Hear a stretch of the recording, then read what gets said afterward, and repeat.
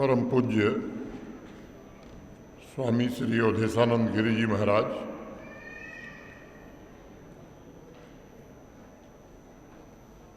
मंच पर उपस्थित सम्माननीय श्री मुकुल कानितकर जी, माननीय विधायक श्री श्यामलाल शर्मा जी, माननीय विधायक देवयानी राणा जी, श्री कैलक्ष ज्योति संस्थान के अध्यक्ष सम्माननीय रोहित शास्त्री जी, समारोह के संचालक प्रोफेसर शरद शर्मा जी, सभागार में उपस्थित श्री माता वैष्णो देवी श्राइन बोर्ड के सम्मानित सदस्य सेवानिवृत्त न्यायमूर्ति श्री सुरेश चंद्र शर्मा जी, सभी श्रेष्ठ और ज्येष्ठ जन, प्रशासन के सभी हमारे सहयोगी, सांस्कृतिक महोत्सव में भाग लेने वाले सभी कलाकार, साहित्यकार, प्रबुद्धजन, देवियों, सज्जनों और मित्रों, कई बार मैं एक बात बताता हूँ, आज फिर मुझे लगता है फिर से बताना पड़ेगा। सामान्य रूप से आजकल टेलीविज़न पर सीरियल देखने का प्रचलन बहुत बढ़ गया। तो सीरियल जब अच्छा आता है तो विज्ञापन कम समय का हो, लोग उसे पसंद करते हैं। अब पूज्य स्वामी जी के बाद मुझे बुला करके महंत रोहित शास्त्री जी ने वो विज्ञापन के रूप में मुझे प्रस्तुत कर दिया है। मुख्य सीरियल आप सबने देख लिया है, लेकिन अब एक दायित्व है, उस दायित्व के निर्वहन हेतु कुछ बातें मैं आपके समक्ष रखना चाहता हूँ। ऋग्वेद में हमारे संतों ने प्रार्थना की थी, यशसम कारुण कृणुहि, हे ईश्वर हमें यशस्वी शिल्पी बनाइए। आज मुझे जम्मू कश्मीर सांस्कृतिक महोत्सव में यह श्लोक इसलिए याद आया कि कुछ मिट्टी ही ऐसी होती है जो इतिहास बनाती है, और वह इतनी प्राचीन, इतनी सतत जीवित सभ्यता को अपने में समेटे रहती है कि उसका स्वयं का अस्तित्व ही एक दर्शन बन जाता है। और भारतवर्ष में जम्मू कश्मीर की मिट्टी उसी श्रेणी में आती है। आज इस दौर में जब पूरा संसार संघर्षों की वजह से बिखरा हुआ है और मानवता शांति की खोज में भटक रही है,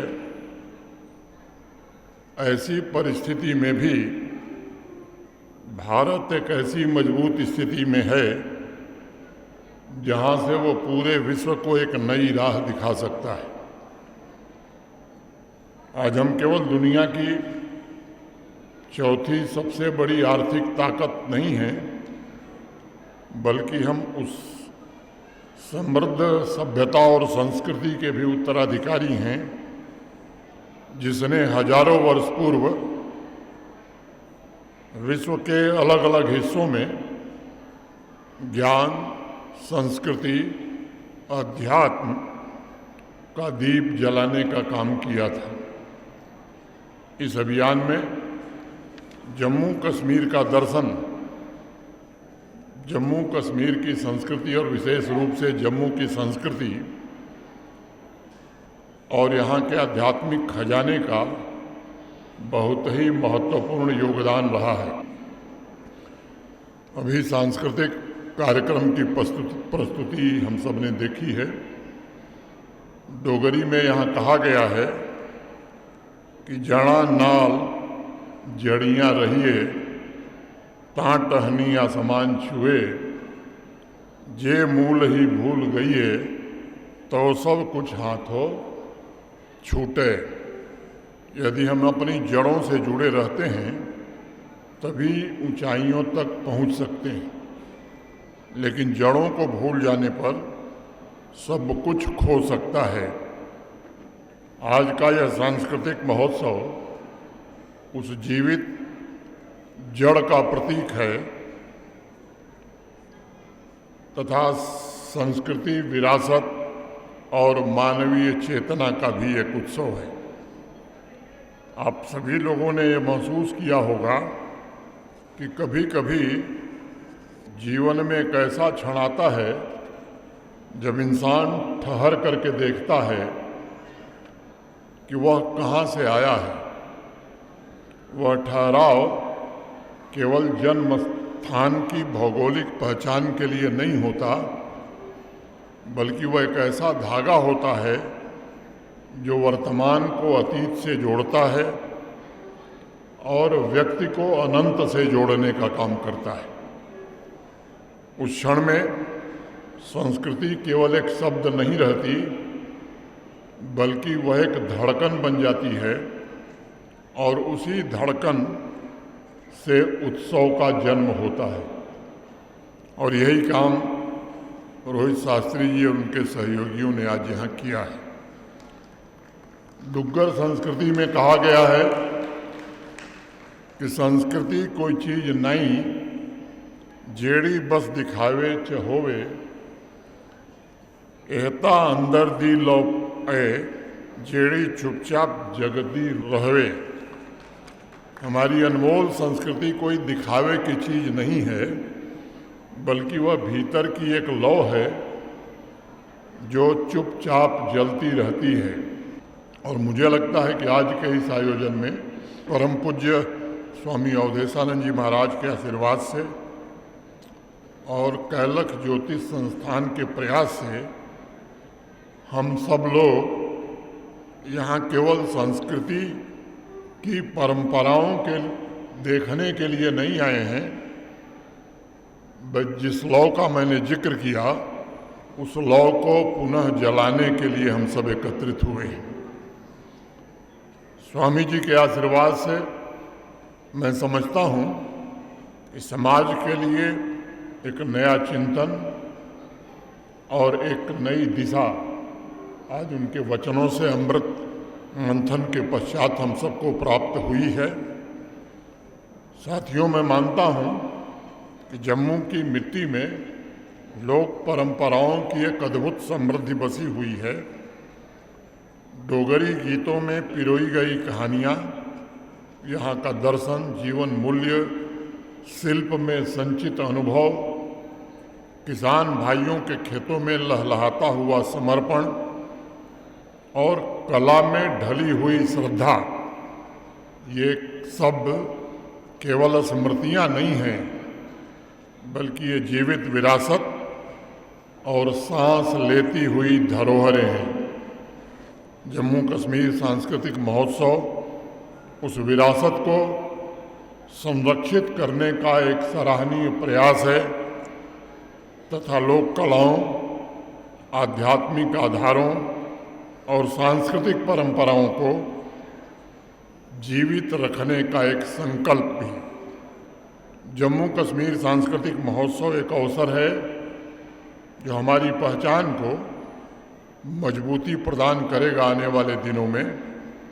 मुझे विश्वास है कि जम्मू कश्मीर सांस्कृतिक महोत्सव में पारंपरिक लोक प्रस्तुतियाँ रंग और स्वर के वातावरण को जीवंत अभी की हैं तथा सांस्कृतिक प्रदर्शन की हमारी अमूल्य विरासत की भाषा को इस समारोह के बाद सामूहिक रूप से मिलकर के जन जन तक पहुंचाने में शायद सफलता मिलेगी। जब यहाँ आए हम सब तो निःशुल्क चिकित्सा शिविर बाहर लगा हुआ है। ये उन लोगों की देखभाल करेगा जो इस धरती की सेवा करते हैं। किसान जागरूकता कार्यक्रम भी बाहर चल रहा है। ये उन हाथों का सम्मान करेंगे जिनके परिश्रम से जम्मू कश्मीर की आत्मा पोषित होती है। मेरा मानना है कि यह महोत्सव हमें अपनत्व का भी स्मरण कराएगा और इस मिट्टी में अंकित पूर्वजों के पदचिन्हों की तरफ हमारा ध्यान भी खींचेगा। आज समाज को इस बात को स्मरण रखना होगा कि हम इसी अस्तित्व से उत्पन्न हुए हैं और हम इस ब्रह्मांड के केवल दर्शक नहीं हैं, बल्कि हम इसके अभिन्न अंग भी हैं। इस सांस्कृतिक महोत्सव का प्रयास है कि इस भाव को जन जन में जागृत किया जाए तथा हर कला, हर साधना, हर लोकधुन जो पीढ़ी दर पीढ़ी यहाँ के लोगों को वसीयत में मिली है, उसे नया स्वर भी दिया जाए। अथर्ववेद में कहा गया है, सौहृदयम सामनस्यम विद्वेषणम कृष्णोमि वह, अर्थात हमारे भीतर सहृदयता, सामनस्य और द्वेषहीनता हो।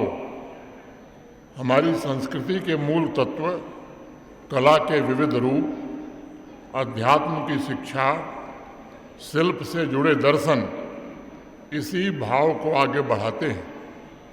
हमारी संस्कृति में कला का गहन अर्थ है एक ऐसी विधा जो इंसान के भीतर बड़ा बदलाव लाती है। कला और संस्कृति एक गहरी समझ, उद्देश्य और शिल्प की शक्ति है। हमारे यहाँ हमने कभी कला और संस्कृति को मात्र सौंदर्य या विभिन्न विधाओं की अभिव्यक्ति नहीं माना, बल्कि इस बात पर हमारे यहाँ बल दिया गया कि इनमें एक सूक्ष्म विज्ञान भी छिपा हुआ है। मैं समझता हूँ हमारे पूर्वजों ने, हमारे ऋषि मुनियों ने कला और अध्यात्म को हमारी आंतरिक अनुभव की प्रयोगशालाओं के तौर पर स्थापित किया इस देश में, ताकि वह मानवता की गहराई की खोज का एक सशक्त माध्यम बन सके। ये हमारी एक ऐसी अनमोल विरासत है जिसे हमारे पूर्वजों ने अनुभव करने और जीने के लिए गढ़ा था। सामान्य तौर पर देखा जाए तो भारतवर्ष के लिए कला, अध्यात्म, दर्शन और नैतिक मूल्य किताबों में लिखे गए केवल वाक्य नहीं हैं, बल्कि वह एक ब्रिज सेतु की तरह हैं जिनके माध्यम से हमारी पुरानी पीढ़ी ने अगली पीढ़ी को पहुंचाया है और वो पीढ़ी हमारा मार्गदर्शन करती रही है। हमारे ऋषि मुनियों ने हमेशा इस बात को बार बार दोहराया है कि जीवन जब पूर्ण रूप से जिया जाता है तब वो एक उत्सव बन जाता है। उन्होंने सिर्फ बाहर की नहीं बल्कि भीतर की भी आंख खोलने की बात कही है, ताकि हम अध्यात्म की सुंदरता और सांस्कृतिक विरासत को महसूस कर सकें। आज समाज को इस बात को स्मरण रखना चाहिए कि हमारी लोक कलाओं का हर तंतु अपनी एक अलग भाषा रखता है। हर नृत्य एक अलग दर्शन व्यक्त करता है। हर डोगरी कविता, हर लोकधुन में एक ऐसा सत्य छिपा हुआ है जिसे कोई भी पुस्तक पूरी तरह व्यक्त नहीं कर सकती है, और इसलिए हमें उनका अनुभव करना ही होगा और करना चाहिए भी। इस दिशा में कैलक ज्योतिक संस्थान को फिर से मैं धन्यवाद दूंगा, और आज के कार्यक्रम में मुख्य रूप से उपस्थित परम पूज्य स्वामी जी की संस्था भी देश में अनेक ऐसे अभियान चला रही है जिसके कारण इसे बल मिल रहा है। जब हम सच्चे मन से, विनम्रता के साथ और पूर्ण ध्यान के साथ अपनी संस्कृति और अध्यात्म से जुड़ते हैं, तब वह एक दर्पण बन जाता है। उसमें आप अस्तित्व एवं स्वयं दोनों को देखने लगते हैं। अस्तित्व की विशालता में आपकी पहचान कभी खोती नहीं है, बल्कि और स्पष्ट होती है। जब संस्कृति का अनुभव सच्चे रूप में किया जाता है तो आपकी जो इंडिविजुअलिटी है वो मिटती नहीं है, बल्कि वह उसे सशक्त करती है। वह आपकी पहचान को एक अनूठा हस्ताक्षर प्रदान करती है। और मैं मानता हूँ जब आपके हर कार्य में वह हस्ताक्षर झलकने लगे तब जीवन एक ऐसा उत्सव बन जाता है जिसका कभी अंत नहीं होता। आज इस अवसर पर मेरा आप सभी से आग्रह है कि जम्मू कश्मीर की अनमोल कला को उत्सव में परिवर्तित करने में आप भी सहयोग करिए तथा क्रिएटिविटी को जीवन का स्वभाव बनाइए। मेरा आग्रह होगा कि जो कुछ आपके सामने है उसी से श्रेष्ठतम रचना करने की कोशिश होनी चाहिए, क्योंकि जो समाज और जो व्यक्ति हर क्षण को सुंदर बनाते हैं तथा हर कार्य को प्रेम से भरते हैं, वह केवल राष्ट्र निर्माण में योगदान नहीं होता, बल्कि वह स्वयं उस राष्ट्र की सर्वोच्च आकांक्षा बन जाता है। इसलिए मैं चाहता हूँ कि अपनी मिट्टी और अपनी जड़ों से जुड़ने की आवश्यकता है तथा उन नैतिक मूल्यों को नई पीढ़ी तक पहुँचाने का प्रयत्न करने की नितांत आवश्यकता है, जिन्हें हमारे पूर्वजों ने, हमारे ऋषि मुनियों ने आकांक्षी समाज के एक आधार के रूप में निर्मित करने में सफलता पाई थी। मेरा यह मानना है कि जब संस्कृति को प्रेम और समर्पण से संजोया जाता है तो वह केवल अतीत को सुरक्षित नहीं रखती, बल्कि वह भविष्य को भी नया आकार देती है। मित्रों, जम्मू कश्मीर सांस्कृतिक महोत्सव का एक दूसरा महत्वपूर्ण उद्देश्य भी मैं महसूस कर रहा हूँ। पिछले 12 वर्षों में भारत जिस परिवर्तन का साक्षी बना है वह अद्भुत है, असाधारण है। संपूर्ण समाज को मिलकर इस प्रक्रिया को नई और तेज गति देने की आवश्यकता है। हमें आने वाले दशकों में नई ऊर्जा, नए संकल्प के साथ ऐसी तकनीक विकसित करनी है, ऐसे सिस्टम निर्मित करने हैं जो डोमेस्टिक और ग्लोबल इंडस्ट्री को नई दिशा दे सके। अंतर्राष्ट्रीय प्लेटफॉर्म पर भारत ने अपने प्राचीन गौरव और आत्मविश्वास को फिर से हासिल करने में सफलता पाई है। भारतीय इंजीनियर, साइंटिस्ट, इंडस्ट्रियलिस्ट, इनोवेटर्स अब वैश्विक संवाद की दिशा तय कर रहे हैं। उनके द्वारा निर्मित टेक्नोलॉजी और उनके टैलेंट को आज विश्व सम्मान और उत्साह के साथ स्वीकार कर रहा है। मैं इसे एक पुनर्जागरण के रूप में देखता हूँ। भारत के गौरवशाली इतिहास की पुनः वापसी होने लगी है और इतिहास साक्षी है। हजारों वर्ष पूर्व जब मॉडर्न वर्ल्ड किसी इनोवेशन की भी कल्पना नहीं कर पाया था, तब हमारा भारत साइंस और टेक्नोलॉजी का उद्गम स्थल हुआ करता था। शून्य की अवधारणा से लेकर physics, math, astronomy, health care, दर्शन, तमाम क्षेत्रों में भारत का योगदान अप्रतिम रहा है और उसने अनेक देशों में नई सभ्यता को फलने फूलने में भरपूर मदद भी की है। साथ ही अध्यात्म और सत्य की खोज ने उस दौर में चरम शिखर को छुआ था। हमारे ऋषियों मुनियों ने विज्ञान की खोज और सत्य की खोज को अलग अलग मार्ग कभी नहीं माना। एक ही यात्रा के दो रूपों की तरह इसे देखने का काम हमारे ऋषियों ने किया, हमारे मुनियों ने किया।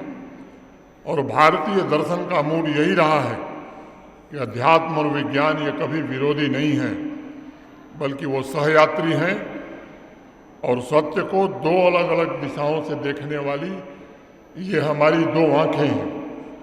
इसलिए अब इस नए उभरते भारत का दायित्व है कि हम न सिर्फ अपनी नॉलेज इकॉनमी को सशक्त बनावें, बल्कि अपने इनोवेशन, अपने सांस्कृतिक मूल्य और अपने दार्शनिक विचारों का विश्व के अलग अलग देशों में प्रचार और प्रसार भी करें। आज मैं जम्मू कश्मीर के युवाओं से भी कहना चाहता हूं, विश्व नए विचारों की प्रतीक्षा कर रहा है और यहाँ के नौजवान आप सब उस समृद्ध परंपरा के वाहक हैं, उत्तराधिकारी हैं, जिसने सदैव परिवर्तनकारी चिंतन को जन्म देने का काम किया है। परंतु विचार शून्य में उत्पन्न नहीं होते। एक बीज जितना भी श्रेष्ठ हो, वह बिना उपजाऊ मिट्टी के अंकुरित नहीं हो सकता। इसलिए आपको पहले वह जमीन तैयार करनी होगी। आपको अपने भीतर और अपने समाज में ऐसा वातावरण बनाना होगा जहाँ मौलिक, साहसी और वास्तविक विचार जन्म ले सकें।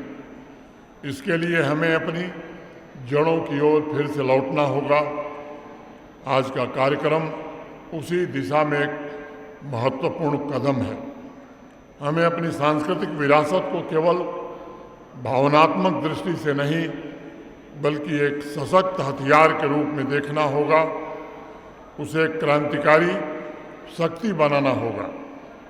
साथ ही एक बड़ी जिम्मेदारी आज के वैश्विक उथल पुथल के बीच प्रगति को नेविगेट करने की भी है। पृथ्वी के एक कोने में चल रहे संघर्ष का प्रभाव बाकी देशों की अर्थव्यवस्थाओं पर भी पड़ रहा है और मैं कह सकता हूं कि हमारी साझा मानवता को जोड़ने वाला धागा ये बहुत कमजोर होता जा रहा है। आपस में गहराई से जुड़ी दुनिया में भारत ही भाईचारे के धागे को और मजबूत बना सकता है। हमें कॉन्फ्लिक्ट नहीं, कंपैशन का आधार दुनिया के सामने रखना है। आप सब जानते हैं कि इस उथल पुथल भरे समय में भी भारत मूक दर्शक नहीं है। ये आधुनिक इतिहास का सबसे कठिन दौर मैं मानता हूं और ये भारत का सौभाग्य है कि इस दौरान भारत को एक ऐसा मजबूत नेतृत्व श्रीमान नरेंद्र मोदी के रूप में, जो भारत के प्रधानमंत्री हैं, मिला है, जो आज देश का नेतृत्व कर रहे हैं, जिन्होंने प्रगति एवं सर्वजन कल्याण के नए प्रतिमान स्थापित किए हैं।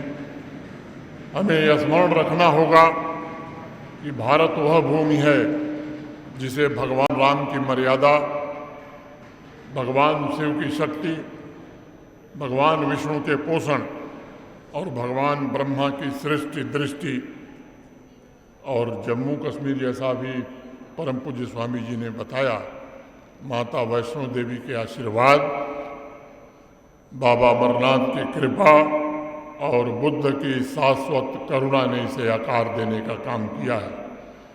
ये केवल हमारे पूर्वजों के नाम नहीं हैं, बल्कि ये एक विरासत है। ये सभी देवी देवता हमारे दिशा सूचक हैं।